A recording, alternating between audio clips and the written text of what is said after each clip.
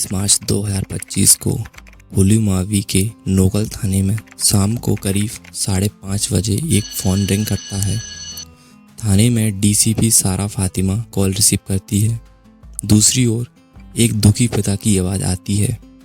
वो बोलते हैं कि मेरे दामाद राकेश ने मेरी बेटी को मार दिया है।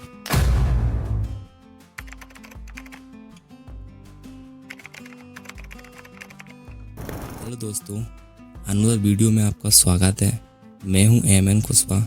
आपके लिए एक और टेरिफाइंग केस लाया हूं जो रिसेंट में मेरठ के ड्रम केस के बाद ही ट्रेंड कर रहा है।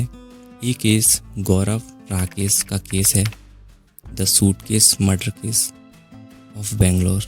अभी पूरा देश मेरठ के एक खौफनाक ड्रम केस के सदमे से उभरा ही नहीं था, जब भारत के दूसरे ओर एक फेमस शहर बेंगलुरु में दिल दहलाने वाला एक नया केस जन्म ले लेता है। राकेश नाम का एक आदमी प्राइवेट आईटी कंपनी में काम किया करता था। अपनी पत्नी गौरी के साथ हंसी खुशी के साथ बेंगलोर के किसी किराए के रूम में रहते हैं। अभी इनकी शादी को मात्र 2 साल ही हुए थे, लेकिन इन दोनों में नोक-झोंक होना शुरू हो गए थे। जैसा कि हम सबको पता है कि नई नई शादी में नोक-झोंक होना नॉर्मली होता है। ये झगड़े पहले कभी कभी हुआ करते थे, लेकिन कुछ महीनों से ये दोनों छोटी से छोटी बातों में लड़ाई शुरू कर देते। गौरी भी एक पढ़ी लिखी औरत थी। उसने अपनी एजुकेशन में मास मीडिया और कम्युनिकेशन से अपनी ग्रेजुएशन कंप्लीट कर रखा था। दोनों लोग ही एक प्रकार से पढ़े लिखे थे। दोनों शादी के शुरुआती दिनों में अपनी फैमिली के साथ रहा करते थे, लेकिन कुछ महीनों के बाद राकेश अपनी जॉब के चक्कर में वो किराए के रूम में रहने लगते हैं। अभी दोनों को 2 से 3 महीने ही हुए थे कि यहाँ भी दोनों के बीच झगड़ा शुरू होने लग गया था। दोनों के बीच झगड़ा इतना बढ़ गया था कि पति राकेश को इतना गुस्सा आ जाता है कि वो रूम के अंदर जाता है। रूम के अंदर टेबल पर फ्रूट काटने के लिए एक नाइफ रखा हुआ था। राकेश रूम के अंदर जाता है और उसकी पहली नज़र नाइफ पे ही पड़ती है। उसको उठाता है और अपनी पत्नी गौरी के पेट में नाइफ घोंप देता है। एक बार नहीं, बार बार नाइफ को निकालता और घोंपता रहता है। और अभी गौरी की डेथ हुई भी नहीं थी जब तक उसने अलमारी से एक सूटकेस निकाला और उसमें गौरी की बॉडी को सूटकेस में फिट कर दिया, लेकिन अभी भी उसकी सांसें चल रही थी।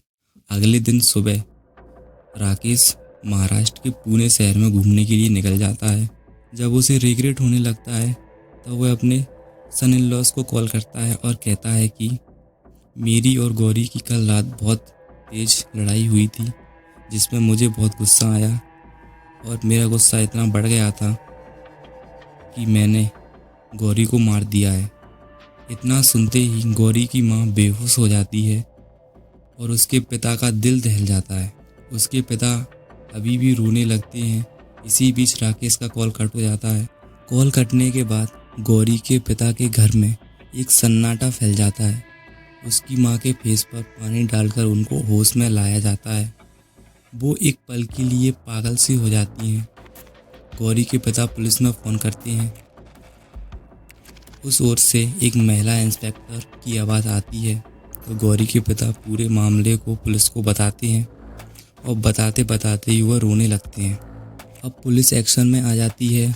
जब पुलिस दोनों के किराए के रूम में पहुंचते हैं तो गेट पर ताला लगा हुआ था। जब पुलिस ताले को तोड़ने के बाद अंदर पहुंचती है तो फर्श ज़्यादा गंदा नहीं था, क्योंकि राकेश ने सब कुछ साफ कर दिया था। जब घर की और अधिक जांच की जाती है तो बाथरूम में एक सूटकेस मिलता है, लेकिन उसका एक हैंडल टूटा हुआ था। तो पुलिस को और अधिक शक होने लगता है। जब उस सूटकेस को खोला जाता है तो सभी के सभी देखते रह जाते हैं। उस छोटे से सूटकेस में गौरी की लाश रखी हुई थी। अब पुलिस पुणे जाकर राकेश को अरेस्ट कर लेती है। आजकल के लोग मर्डर को एक खेल समझने लगते हैं। किसी का भी चाहे कभी भी मर्डर कर देते हैं। उनके लिए बस एक खेल मात्र रह गया है। था बेंगलोर का एक खौफनाक दूसरा वाला केस। आज के लिए इतना ही। मैं उम्मीद करता हूँ कि गौरी को जस्टिस मिलेगी और राकेश अपराधी को कड़ी से कड़ी सज़ा मिलेगी। इस केस ने फिर से एक बार भारत को हैरान कर दिया है।